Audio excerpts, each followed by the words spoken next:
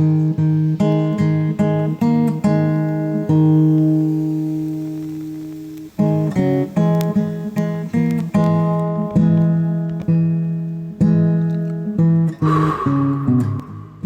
everyone, welcome to SANTES episode 3. SANTES is a podcast for future ancestors. I'm Storm Miguel Flores. And I'm Luna Bruja. Before we get into today's episode, we wanted to take a moment to talk about a few of the beautiful new ancestors who passed last year in 2025, including Miss Major, Alice Wong, Patty Byrne, Asada Shakur, Lilac Maldonado, and Bianca Beiruti, just to name a few. Thank you, Luna. And as I personally grieve these comrades, friends, and familia, some who died much too young, I've been thinking about how all of these beautiful, complex individuals who are our modern-day freedom fighters have made the world more possible for us all, even when things seem so impossible and when things are so dangerous. The danger's not new, we know that. It's a long haul. And we now have these incredible, powerful comrades on the other side. I like to think of them together as a force of warriors who are no longer bound by bodies, laws, or doubts, a serious force to be reckoned with. I also want to acknowledge my dear dog Besso, who passed on December 30th. He was a handsome legend who loved butts and pets from strangers. I think he got that from me. So may Besso enjoy head scratches and all the butts he desires on the other side. He's got me thinking about the power of our animal ancestors as well. Absolutely. We have a lot of spiritual power we can tap into, and I appreciate you, our listeners, for holding space for our new ancestors in this new year. There is so much going on in our community, both here at home in the States and internationally, that I can sense this year is going to need all the strength and solidarity to stand together for what's to come. And on that note, I'm really excited to present a powerful poet and dear sister to the podcast, Joss Barton. She's a writer, journalist, spoken word performance artist who explores and documents queer and trans life, love, and liberation.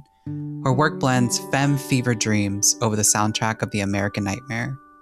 I'm such a huge fan of Joss, and by the end of the episode, I know you will be too. Without further ado, let's welcome Joss. And welcome all of you to SANTES. Hey, welcome everyone. Hey Joss, how are you? Hey, Joss. Hi, Storm Miguel. Hey, Luna. I'm doing great. Thank you for having me. Yes. Cheers to the mimosa. What are we all drinking today? I'm having a Prosecco mimosa, light orange juice. Love that. I'm having a very jealous cup of water. This water wants to be that mimosa. Yes. Also having a cold glass of water. Let's get this party started with some ancestors. We're inviting each one of us to call in an ancestor to be here with us in the space today, if they so choose to join us. I wanted to call in maybe 2 people, if that's okay. Wanted to call in Cecilia Gentili, who I had the immense honor and pleasure of meeting a couple times. Her work has always really resonated with me, and such an icon and inspiration, and someone that I think so many trans people for a long time will see as an ancestor. So I wanted to invoke Cecilia. And I also wanted to invoke Patrick Haggerty. If you don't know who Patrick Haggerty is, he was the front man of the long-running art collective Lavender Country. Yes. Which was a country western queer punk anarcho-socialist band. And he has the immense honor of being known as recording the first openly queer gay country album in the 1970s. That was also the first one to also record to also be played on public airwaves, radio stations in the 70s. And I had the immense honor as well of being mentored by Patrick in the later years of his life. And so I wanted to invoke Patrick because I wouldn't be the artist I am today without meeting him and being ushered into his work and meeting so many queer and trans artists that he, had such a gift of creating these ragtag little familia like troops and bands and artist collectives. So I've met so many people across the country through him that are queer and trans artists and musicians and creatives and activists. So I want to invoke Patrick Haggerty today. Yeah. Beautiful. Thank you. Thank you. Welcome, Patrick. Welcome, Cecilia. Cecilia. Welcome, Patrick. Yeah. How about you, Luna? Yes. I have some incense burning right now, so lots of smoke coming in. And right now, the ancestors calling to me is Mark Aguhard, who's an artist who was based in Chicago. And I knew of their work via Tumblr back in the Tumblr days in the early 2010s. And she was just a fierce, incredible artist, visual artist, poet, just said all the things that was inappropriate to be saying at the time, very sex positive, very fat positive, and just informed my young becoming as an artist because of how bold she was and just unashamed, unapologetic. And yeah, I really feel her presence to this day. She passed about 2014, I believe. How about you, Storm Miguel? I have a question first. Mm-hmm. What are y'all's thoughts on calling in ancestors who have passed recently? Like, is it too soon? Like, I've been thinking about that a lot lately. I think about Dia de Muertos coming up, and I've heard some folks don't put people on their altar that have passed in the past year, and then some people do. What are y'all's thoughts about that? I actually have a story about Patrick that is that kind of relates to this question. Mm-hmm. Patrick actually passed on Halloween in, I believe it was 2003, Halloween night. And Patrick had been in like a coma, like after having a pretty serious heart attack and stroke. And basically, as the few moments and weeks where he was able to be lucid and awake, basically, he had told his husband, JB, and the family that he wanted to just rest at home. He was, being in a hospital bed to like have open heart surgery and doctors just was not, that wasn't part of the gig, the last gig, as artists, that wasn't a part of his last gig. He wanted to be at home. And so as, they were preparing for the end of life kind of like weeks ahead, JB and the family started reaching out to very close artists that have been in his performance family for years. And then the news started trickling down to everyone that, he was slowly leaving this plane. And when I found out, it was a couple days before Halloween. I finally got the message, and Patrick knew people from all over the world. So obviously, a lot of people flying in the last minute to say their goodbyes wasn't technically feasible, but we were all told that JB was very welcoming and opening, for people to call and at least talk to Patrick, even though he wouldn't be able to really talk back because he was in and out of consciousness and pretty much in a medical induced coma. And so, people were making their plans to, say their goodbyes to Patrick over the phone and have those last few moments.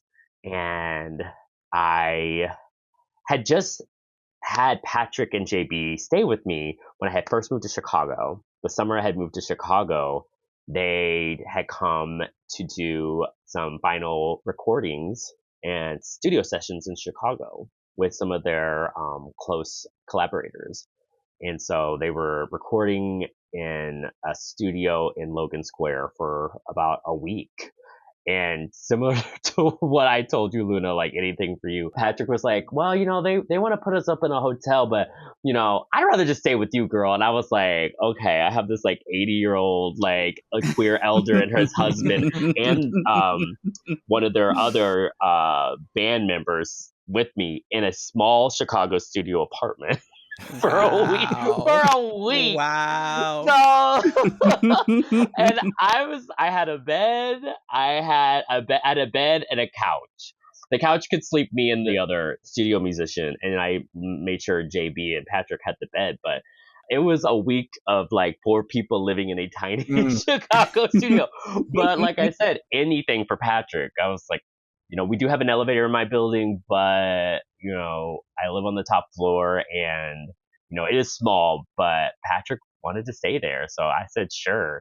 So I was pretty much the doll hotel and the doll ballet and concierge for Patrick for an entire week. And it was one of the most beautiful final moments I had with him in person.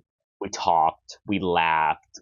Oh my God, I might cry because I'm just thinking about like his final rants and raves and his rails against the system. But okay, so that was my last like in person like physical moments with him, and that was like at the first summer I had moved there, and then fast forward like he declined pretty rapidly because he went on tour. He was doing some shows after he left Chicago, and he had that heart attack.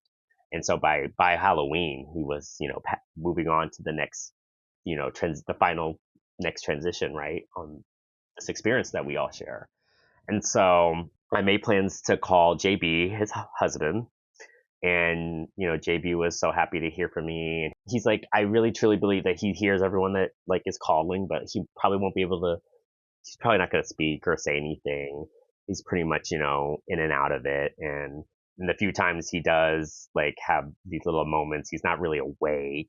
He's just kind of like the body is like reaching out for some sort of comfort. So JB put the phone up to Patrick, and I said my thanks. I said thank you for creating the work that you created, because it literally changed the world.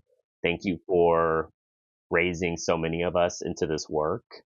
Thank you for teaching me how to be an artist, teaching me how to be a radical artist, teaching me how to stand in my principles of who I am and what I won't, compromise on. I just said my thank yous, and, it was a really touching and a beautiful private moment between us. And JB was like, Patrick was making some like movements and noises during my conversation to him. And I kind of felt like maybe that was a little bit of him trying to say thank you back, or, acknowledging it. So, and this was Halloween in Chicago. If anyone's been to Chicago, Halloween is it's a moment in Chicago. Right. And so Yes. there's Chicago is the city of house music. And so there's this long running house music queer dance party called Queen that happens in Chicago. And so I'm having this moment with him before I am going to this party. So I have my moment with Patrick, and I tell JB I love him too. And I tell JB, thank you for sharing Patrick with us. And, we have our moment, and, we hang up the phone. And then I go to the party. In my mind, I'm like, Patrick was a communist, socialist hippie,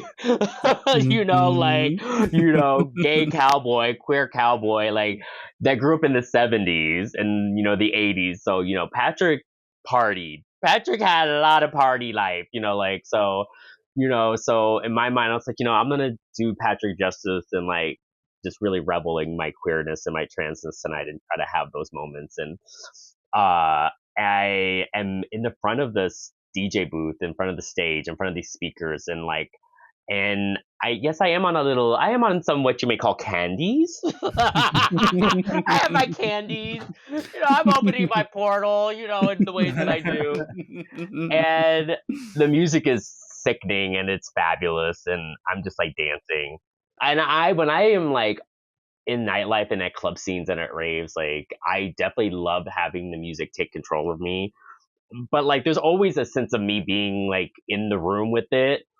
But when I tell you, and I've never felt this moment before, and I've never felt it since, but I was thinking of Patrick in this moment, being surrounded by so much like blatant, brazen, filthy queerness. Mhm. Lots of horny gay men around me. Lots of naked dolls. Like, like that filthy queer joy, which we, it's not for everyone, but it's for me. Yeah. It's not everyone's tea, but it's my tea. And I know Patrick had lived that life too, coming up in the Yes. 70s, with, the, queer sexual revolution. And Crisco so, disco, baby. Crisco, yes! And, and if you had ever talked to Patrick and heard Patrick's stories, some of the most beautiful and most poignant, stories he would tell would be like what it was like losing so many of his friends and his lovers to AIDS. Mhm. And how, of course, that's like a very sad story, but I think really the nuance of some of the things he was saying was like there was so much possibility in those moments where they were really like being set free from these shackles of puritanism that had been imposed on them for so long, and really like stepping into so much queer sexual liberation. So like I'm in this moment, I'm dancing, I'm kind of thinking of Patrick, and I'm just like, you know, just like really kind of like holding space for him in this moment. And I feel a presence enter me. It's like I feel something coming to me, Yeah. and I'm high, and I'm dancing hard, and I'm in heels. I'm in pleaser heels, and I'm half naked, but like I'm dancing, I'm feeling the music, and I feel this thing enter me, and I don't know what. At first, I'm like, what? It was like, okay, and I just like something just tells me just to let it take over and just let go. I didn't know it at the time, but Patrick had passed, you know, in the middle of the night, like early in the early morning hours of Halloween night. And this is the early morning hours of Halloween night. And I just let this thing in me, and it just took complete control. And like I said, I've had these moments of being possessed by the music and possessed by queer spirituality. But like I said, I always feel like I'm still in the room with it. Like I'm still like dancing with it. But this was the one and only time I feel like I was not there. It was completely embodying me, and it felt like it really felt like it was in me for like probably a good 20 minutes, but let's keep it real, it's probably like a quick 2 minutes. But it felt so much longer, and then as quick as like easily as it came into me, it slipped right back out, and I kind of had this moment of clarity. I said, I think that was Patrick. Mm-hmm. I was like, it's something. This was like, was that Patrick? I was like, I don't know, but it felt like it felt very familiar, and I felt like maybe it was Patrick. And I went all with the rest of my night, and the rest into the morning, the party ends at 5 a.m. and then, you know, after party, and people are still up, and like into that next day, that's when we found out Patrick had passed overnight. And I really felt like that was Patrick. And I feel like she was a Crisco disco queen.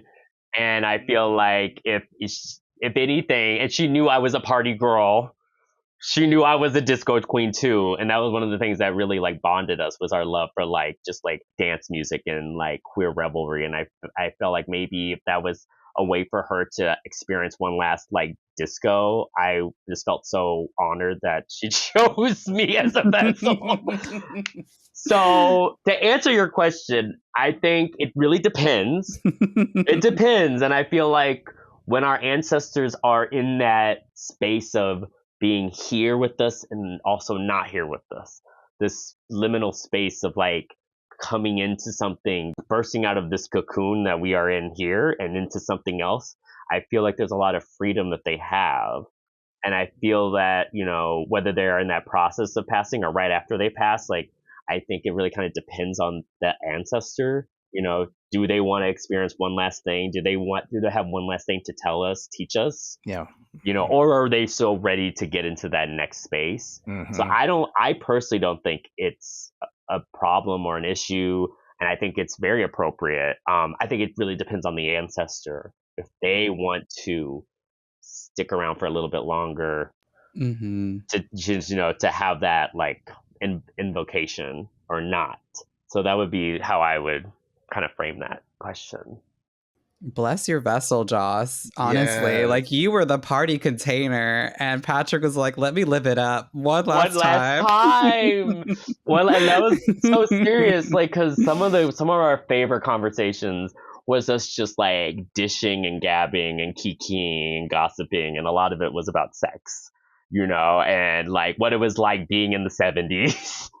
You know, and you know, but like one of the things that I loved about Patrick was very much like, although she loved to tell those stories, she wasn't someone that was like, oh, we had it so much better. She knew what the kids were doing, and she had lived through very, very multiple generations of children, Gen X, you know, the millennials, now Gen Z. So she had seen how queer youth finds a way to express itself. And so she never had that superiority complex. He never had that superiority complex. And he just loved that we were still doing it. He loved that queer people were still finding a way to celebrate themselves and their bodies and their sexuality and their spirituality, whether it be through performance or dance or fucking shit up with activism. So I really feel like I mean, this is just, I don't have any tangible proof, but I really feel like, she was a Crisco disco queen, and I feel like she would have wanted one last twirl on the dance floor. Yes. Mm-hmm. I love that because one of my things about thinking of ancestors and honoring them is honoring them as the people they were when they were alive and not just creating them as these holier than thou images that didn't have sex and never did drugs and played by the rules. And like, no, some of them were filthy, some of them were complicated, some of them were messy as fuck. Some of them have some exes that never want to fucking talk to them again. You know what I mean? Like, some of them had some complicated lives. And I'm not here to judge that. You know what I mean? Like, I am here to honor them as the whole being that they are. And I've had some sexual experiences where I feel like I've left my body and something else came in. And like, whoever that bitch was that came in was having a field day. And I was like, go for it. Like, this is your turn. Enjoy this like fleshy body as yours. So that experience you were saying, I was just like in my mind, imagining it, feeling it, and like, so blessed that like our physical bodies can contain more than just our own spirit. And I think that when we talk about ancestors, we talk about them as if they're like these ghosts in the room, but that they don't ever like come in contact with us. When I think there's much more of an exchange that happens because like we have these out of body experiences all the time with sex or otherwise, right? But like we have these out of body experiences when we're like extremely joyful or proud or when we do an art project. And like we have these moments where like the ancestors are blessing us and they're in our vessel. They're in our vessel, sometimes writing the words onto the page. Sometimes they're making the music that we play. Sometimes, you know what I mean? So I feel like it's such an honor when I'm able to let go and let them in to be able to have a little fleshy experience for whatever their purposes are. So thank you so much for sharing that, Joss. And hi, Patrick. I hope you're enjoying this. I think this is such a beautiful honoring of their legacy. Like, I feel like I know this person from that story. And it's so great to know there's other sexy ancestral sluts out there who are just living it up. I just need to know that, okay? Because I don't know many. So I have Patrick on the list and I'm putting that on the altar now. Wow, y'all are just like, just vessels. Like, I had never even considered, like, I'm like all protective of I'm like, nah, you stay over here, arm's length. I love you. You can show up in my dreams. That's where I generally, I think, have the most profound interactions with ancestors. That's when I know. Like, there's been a visitation. You could tell, right? The dream might just be very kind of, they're out there somewhere, but then there's these dreams are like, oh no, you came and visited. I felt you. You were you. We had a conversation, or you looked at me a certain way. I think the person that I've had the most with is my dad, like full on hugs, or I'm just like, oh, I just need to hug you. And then I get these big, just warm, beautiful hugs from my dad. So sure, I'll invite my dad today, Joe, and then I'm gonna invite my little cousin Denise. She was 6 and I was 8 when she passed. She was this badass little butch boss of me. And so one of the ways that I've gotten to work with her recently is I wrote a script and I created a character who's an older butch dyke, who's also the cousin of the character that's after me, and I named her Dee. And so Denise is one that I've just like interacted with a lot. That one be more conversational. I don't have as many dreams about Denise, but yeah, so I'm inviting Denise and Joe today. And I was asking that because I've had recent people who've passed. One is our beloved Miss Major. Yes. And that was just a little over a week ago. By the time this recording comes out, it will have been longer. And then my chosen brother, Kevin Indigo Anthony Flores. And, just want to mention them, but I'm going to hold off. I'm going to just let them rest a little bit. And then I'll feel when it's right to start invoking them more. But thank you for sharing your experience. Because I do feel like that transitional moment too is really that. I think like the first days after someone dies, some people are still kind of figuring it out, or they've figured it out, but they're exploring that. They're like, I'm going to go over here and have a little dance. And who knows if they were visiting other people, how cool to know as an ancestor right away, I'm going to go do these things. Right. Just one last hurrah. But I'm going to get on the dance floor with Joss. And well, I love how so many different cultures and, peoples have traditions honoring the fact that that space exists. Mhm. Whether you're sitting Shiva or, for some indigenous cultures, doing like this, the altar work with ancestors, so many kinds of cultures and societies have that concept of like, while this body is obviously no longer living, the spirit is still here. And how do we help the spirit find its way, the soul find its way? And I think it's interesting that, for queer people, for queer and trans people, like, what are those rituals like for us? Mm-hmm. I love that we get to create them. Yes, I feel yes. like I know so many folks who've created their own rituals of remembering folks, of invoking. And as someone who like didn't grow up in a family that practiced like spirituality, kind of like witchcrafty kind of things in the way that I do, I've often learned from books, but then I take from my culture, I take from friends I've met, I take from community, and I try to weave those practices and piece all of it together in a way that feels real to me and authentic. But yeah, I'm curious, Joss, do you have any rituals that you do, any practices that you've picked up over the years?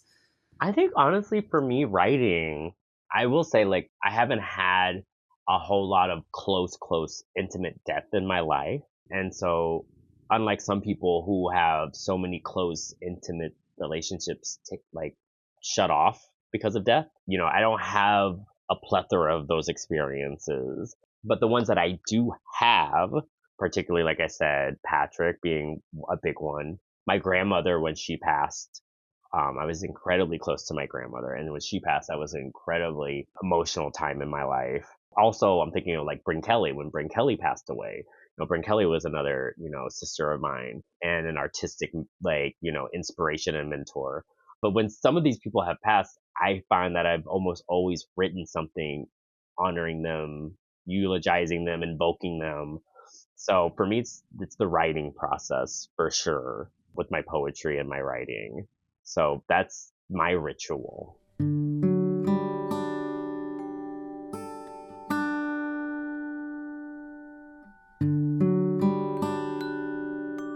Part of Santes, I don't know if you looked at the form that we put together, Yeah. but we're trying to think about how we think people will get our attention or how we want people to get our attention when we become ancestors.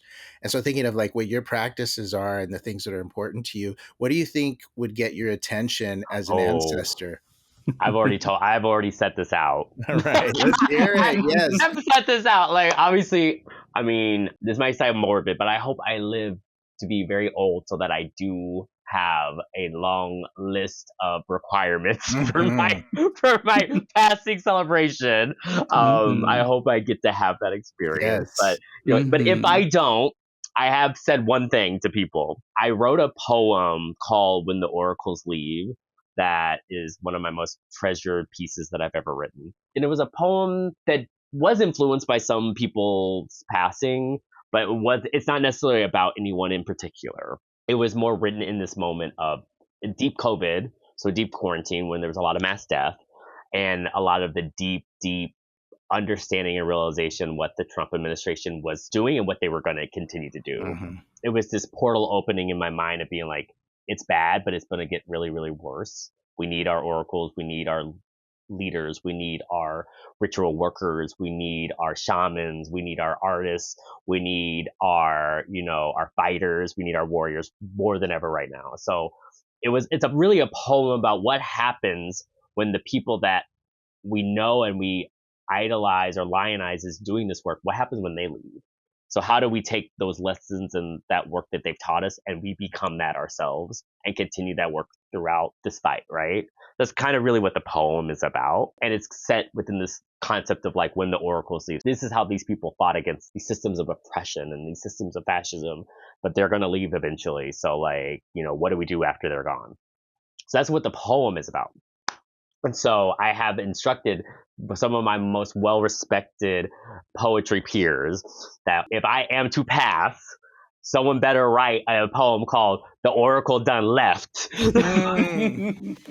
The Oracle Done Left. So I have said that. So if someone does that and reads it, I will be in the room. Trust and believe. I will fight. I will catch the bus if I have to get to the venue. I will be in that room. But it has I don't care what they say in it. It just that's the title. It needs to be when the Oracle done Love gone. that. The Oracle done something in that frame. So It's going to be an anthology for sure. Right? We're going to have a Yes. whole collection. Anytime any one of us reads from it, we're summoning you to the space. That's how we welcome you. so that is the one thing I think I have asked for, or I think that would invoke me if I were no longer here in this space.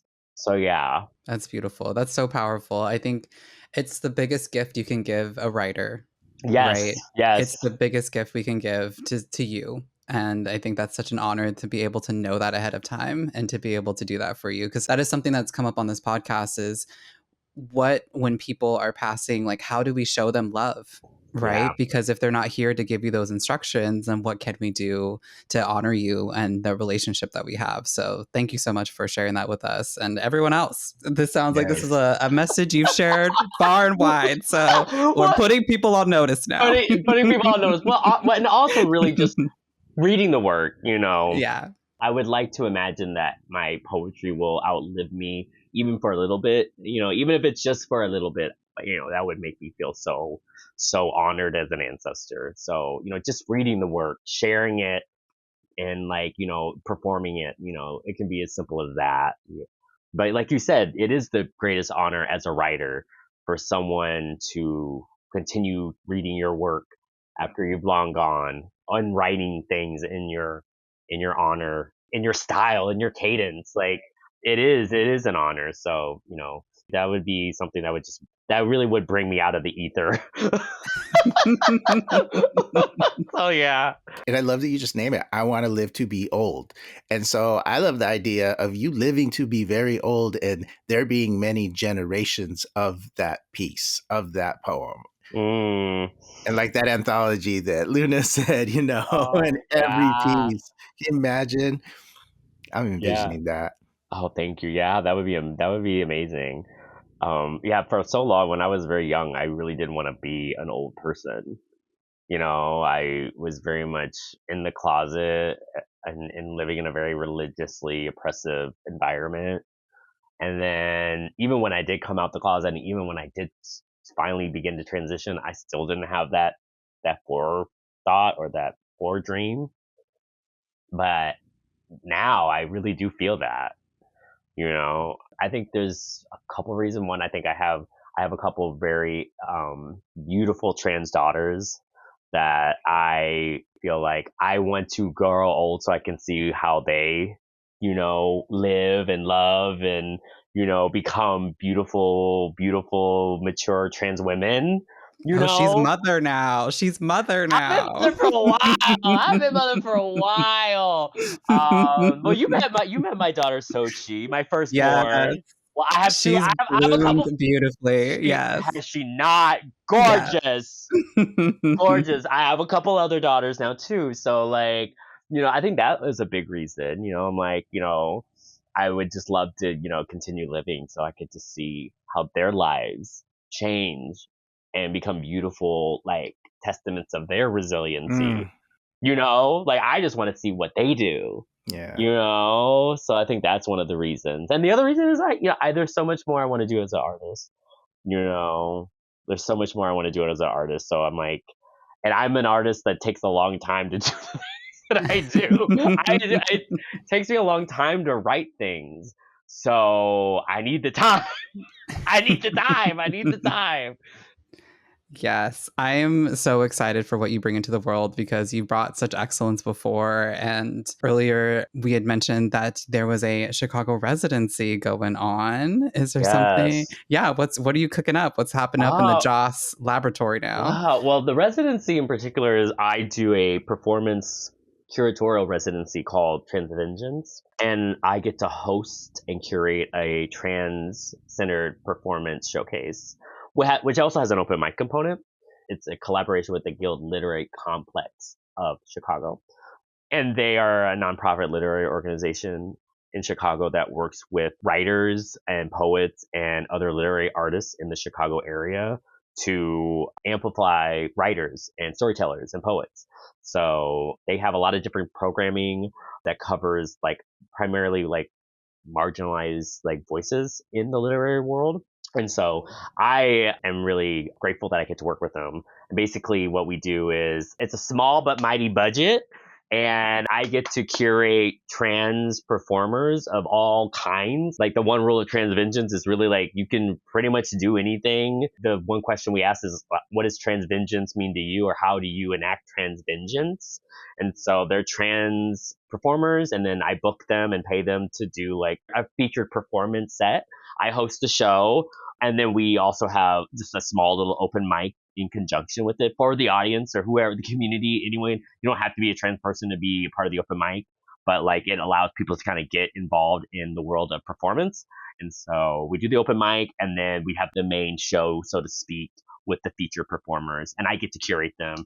And being in the performance world for so long, and in the, you know, the reading world, so to speak, you know, it's a really cool, fun way for me to step back from that space and be more of a curatorial director, show director, because I've done so many like DIY underground show production already. So it's kind of fun, but that history of my work, I'm still always performing. Kind of like the concept of like, I can't get booked, so I'm just going to make my own show. So I've done that for so long, and you've seen me, you know. Mm-hmm. So, but this is a great way for me to step back from having to do that, and I get to give other trans performers a platform to showcase what they want to do, and give them the freedom to really do anything. As long as you don't get this venue's liquor license revoked, we're good. That's literally really the only rule. Just don't get the liquor license revoked, and we're good. But I get to pay them, and I get to host it, and you know, and it's fun. It's a really fun thing. I really love and enjoy doing it. But it's more of a curatorial kind of like vein. So I had that going on. We do it about 4 to 5 times a year in Chicago. We're going to take it to AWP for the first time. It'll be the first time we've done Trans Vengeance on the road. We're going to be in Baltimore at AWP in 2026. So if anyone's listening to this and they are in the trans expansive community and you'll be at AWP and you want to jump on the mic for our AWP offsite show, please hit me up. But yeah, we're good with that on the works. And then my first actual collection of poetry is coming out next year, being published by FuturePoem out of New York City, out of Brooklyn. And it's my first actual published collection of poetry written over the course of the last 5 years. So that's coming out. Yes, finally. I've been waiting. Girl, no pressure, but like, damn. I have been checking the gram, being like, when is she going to drop this book? I don't have an official release date yet, but when I do have an official release date, we'll have the pre-orders available. Absolutely. Right. So it's still in the design phase. I haven't even got my galleys yet, so like we're still, like I said, like, which I kind of like with my work. My work always does kind of take a while. Like, so I'm trying to remind myself, like, you know, you're used to this, so don't get too like, you know, stir crazy with it. But people keep asking me when it's coming out. I'm like, it's coming. Trust me, it is coming. But yeah, the manuscript was actually like, you know, solicited by FuturePoem to be a part of like their open reading period, and I had already been like turned down by another publisher. And just to give your audience a little history on my work, so much of what I do is self-published. So much of what I do is a DIY, self-produced like platform. So whether I'm making my own shows, doing DIY underground performances, or doing my zine work, it's always just been, you know, me just doing it myself. When I started as a writer and a performer, trying to like put my work out there in the calls for submissions and stuff like that, it just was never getting picked up. It was just never getting the green light. And maybe it is my ego, but so much of it was just like, I was like, I know whatever they're saying yes to is not as good as what I'm doing. So I just started making my own shit. I can attest to that. That's really what it was. I just knew in the heart of hearts of like, whatever they're saying yes to is not good. Listen, if you can't tell, I am a Joss stan, okay? I am a Joss stan, so I may sound like a yes man over here, but that is exactly how I feel. I just stepped into the publishing field, Joss. So like your type of writing is exactly what I'm looking for. Not to just like pitch myself, but like it's writing like yours and coming from community members where like I get where they're coming from, right? Yeah, You said that you came up with the DIY scene and you're trying to promote these other trans artists. We fucking get it because they didn't give us those opportunities. exactly. So Exactly. like it makes me so happy to know that you've stepped up from this role of like producing your own shows to now curating that for other trans artists because one, you're a dream to work with. Like you show Oh, up to the gig, you're a professional, you're fun, your work is so exhilarating. Like it makes me so happy to know that the girls out in St. Louis and in Chicago are getting the support they need in the art field because those spaces don't exist. yeah, it's hard. Yeah, and it creates those types of leaders who've been through it, who know the struggle, and then like create spaces and capacity to build up art leadership and artists in the community. So Right. just huge kudos to you for that. Well, thank you. Well, and it's also like I'm not gonna shit on anyone who wants to live their bitter Betty fantasy because I've been a bitter Betty. I have, but but for me, I can only sit in that for just so long, and then I Hmm. have to be like, fuck that. There's no reason to be bitter. I know what I'm doing is good. I know what I'm doing is Mhm. not what people are expecting. I know people gag, so I'm just gonna do it. So like for me, the bitter Betty little like headspace is cute for like a cute hot second. Then I step out of it and then I just put it out there. So for so long I was doing the zines. And this collection that's coming out, the title of the book is called Goodbye to a Dream Believed. And in my mind, I really thought it was just going to be I told myself this is going to be my last self-published zine. And then after that, it's book deal or not. And in that, I wasn't saying that in the sense of like, I'm done with writing, but it was like, I want to do one last little zine. And then whatever I do next, it's going to be acknowledged by an institution of some sort, right? So it was originally just going to be another zine, but when I was invited to, add this collection to the list of people that they're considering, I was like, well, if they say no, they say no. If they say yes, they say yes. I'm still going to put it out regardless. So I had already had that in my mindset. And so when I submitted it and then when it got accepted, I was gagged. But now, but it's so interesting because it's a different world. Like publishing is a different world than just DIY zine life. So that's been a little bit of a change of like scenery, like a new kind of headspace to be in. It's really great though. I'm having a lot of fun with it. And I'm really excited for people to see the collection when it comes out next year. And in the collection, there's a poem that I wrote for Cecilia and Patrick. And that was one of the last poems that I added to the collection. So, in terms of ancestor work, I'm super excited for people to read that piece as well. So, that's in the works. And then the only other thing I would say was like, I was in a independent movie called Dreams and Nightmares that's been making the festival rounds. It was directed by Shatara Michelle Ford. It's a beautiful, beautiful independent film. It's a feature film, feature kind of queer dramedy, maybe I would call it. Definitely, it's a queer road trip movie at its heart, and it's about queer Black radical love and chosen family. It follows a group of 3 Black trans and queer femmes, and they're on a road trip across the country to find out what has happened to the 4th member in their chosen family friend group who has fallen off the grid. And along the way, they kind of have these interactions and experiences with other people, and they try to kind of also follow kind of like the Green Book kind of routes across America to stop in Black owned spaces and to like kind of really be connected to Black America, right? Because like the Green Book was like this guide for Black travelers in this segregated South where they could be told where to stop and be safe. So it's kind of like a reimagining of that in our contemporary like nightmarescape of America. Yeah. And I coincidentally play a poet that they encounter on the trip. And so I do an original reading and performance in the film. It's been making the festival rounds for the last year. And it's an amazing film. So if it is in your city at your local queer film festival, or if you want to get it, find out a way to get it, or go see it, buy a ticket. It's going to be at Outfest in Los Angeles Oh, Elfest is next. back. Yes, Outfest is back. Yes. Okay. Outfest is back. And it's a part of Outfest. So those are the big things.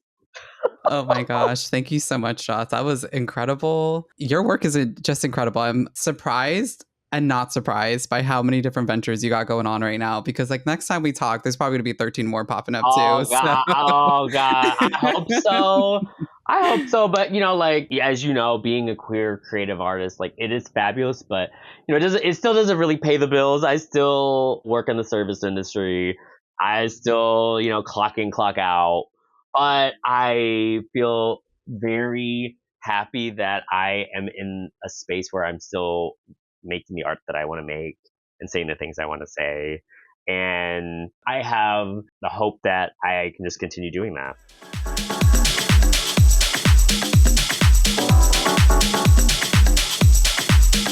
I'm so excited to learn more about your work and to see this film and to read your book in 2026. And we're going to kind of wrap up here, but with a couple of wrap-up questions. All right, okay. Let's do it. So I used to do this more pre-pandemic, have a potluck for the dead. And so people would show up with a dish that honored someone that died that they loved deeply. And that dish might have been something they made or something they loved to eat. And so they would bring a dish and we'd all make a plate for the dead and we would tell stories about everybody would share what they brought, who it was about. And then, we'd make this plate and then we'd sit around and eat and tell stories. And so what would you want someone to bring for you? Some real good, uncut, fish scale Colombian cocaine. Because if they're going to have a plate talking about me, we're going to have to talk about all the crazy shit I've done in the club, the crazy shit I've done in the streets, the crazy shit I've done with trade. Let's keep it real. Yes. Let's keep it real. Now, for the people that maybe are sober, I would say bring together, oh my God, just come in your finest looks and just raise some sort of whatever, toast the sparkling grape juice or champagne and just, talk about me. That would be all I would need. But when you said plate, I said, well, my day ones, no. Okay. The ancestors are in for something that night. Yes. Okay. So Luna and I, we're on our way to this party. Okay. We're on our way to this potluck for the dead. And we don't have time to pick up cocaine. We don't have the money for that. Okay, maybe we have the money. We still have time. And the only store nearby is the Best Buy around the corner. And I have to go in there to pick up something for my work. And it's just we don't have time. And so we're in the Best Buy. And that's the only place we have to pick something up for you to put on the altar. What should we get? The Velvet Rope by Janet Jackson. Okay. Yes. And the CD. Yes. The CD. Doesn't skip a beat. You just knew, right? That album. I mean, there's so I'm a big. If anyone that knows my work, music is such an integral part to how I perform my work and what inspires my work. But as a child, some of the most formative moments of my development was around music, and it wasn't music that my parents exposed me to. It was music that I actually had to seek out on my own because I grew up in a very religious household. So secular music wasn't really encouraged, but I would always find a way to sneak it and find a way to consume it. And one year we were doing Christmas present exchange with my mom's side of the family, and on my grandma's refrigerator everyone's name was on a list with a number corresponding, and we all had pulled a number out the hat over Thanksgiving, and that number corresponded with someone else, and you had to buy what was on their list under a certain amount of money. Very Midwest cheesy working class family shit. I wrote on that list The Velvet Rope by Janet Jackson CD. The only reason I got it was because my cousin Matt had pulled my name. He was a musician at the time. But he didn't even play secular. He played religious music. But I think he knew enough of who Janet Jackson was that he was I'll just get it for her. And he got me that CD. Yes. And I spent weeks listening to it nonstop. I know that album backwards and forwards. Like that album completely like altered my brain chemistry. So you at the Best Buy, ask for the music section, get the Janet Jackson Velvet Rope album on CD and lay it on the altar Done. because that, Done. yes, the Velvet Okay. Rope. I love we know all these ways to get your attention. How do people get your attention now? Where do you want people to find you? Where can people find you in your pre-ancestor form? Well, right now, if you use social media, I'm primarily, I really hate using social media because like all these platforms are owned by fascists. Nazis. They're all being controlled by Nazis and white supremacists, and it's so scary. So, really, the only platform I'm using primarily is Instagram. So, you can follow me at ganjacum underscore. Which that's a whole other story why I even have that screen name. But it's ganja cum underscore. And if you follow me, I usually promote any upcoming shows I have, whether they be in St. Louis or Chicago, or whether I'm traveling, performing in another city. And it's also the main platform I use to announce like things like when the book would be coming out, pre-orders, when the movie is show screening and showing, or any other kind of like work I'm doing at the moment. And also, if you ever just see me on the street, you can always just say hi. I love talking to people, and or if you're on the dance floor, you happen to see me, raise a glass, let's boogie. Like I love dancing, so that's another great way to get my attention is just find me on the dance floor. So yeah, I would say the two main places: the dance floor at the club or Instagram. We know that if it's at the club on the dance floor, they could be dancing with you. They could be dancing with 100 ancestors. They could be a good time, no matter what. That's one of the things I love about nightlife, and like I feel like a disco ball is an altar, and I feel like I do feel like in those spaces there are so many ancestors that have walked in and out of those walls that love the act of dance. And so that's right. If you want to commune with ancestors in the here and now, I always recommend a good queer dance floor. A good queer inclusive dance floor is like the best place to commune with ancestors. Oh, love that. Well, thank you so much for joining us today. Wow. Thank you for having me. This was fun. Thank you so much, Joss. Love you so much. You are brilliant and cannot wait to be in touch. Cannot wait to follow up on all your projects. Mwah. Besitos from Seattle. Mwah. Besitos. I love y'all. Thank you for having me. Thank you. Oh, wow, that was otherworldly. Truly. Every time I work with Joss, I have these fabulous types of conversations. So it's such a blessing to be able to share it with you all. Thank you, Luna. I'm so glad you brought Joss on. I really appreciate how she gave clear directions on how she wants to be remembered with the poem, The Oracle Done Left. Mm-hmm. And as someone who cares for Joss, it's really great to know how a sister wants to be honored when she passes. And to just get real with you all for a second, this is really why we started SANTES. We honestly want everyone to have guidance from our loved ones on how to honor them when they pass. If you feel compelled to share how you want to be remembered, please check out our SANTES forum on our website, www.santesproject.com. And when you're done filling out the form, let us know what you think of this episode by commenting on our Instagram page at SANTES Project. We're sending you all so much appreciation and so much love. It's going to be another bumpy year, but there will also be really beautiful things to hold on to. Please hold on to that beauty, take good care of yourselves, and take good care of each other. See you on the other side. And this one too.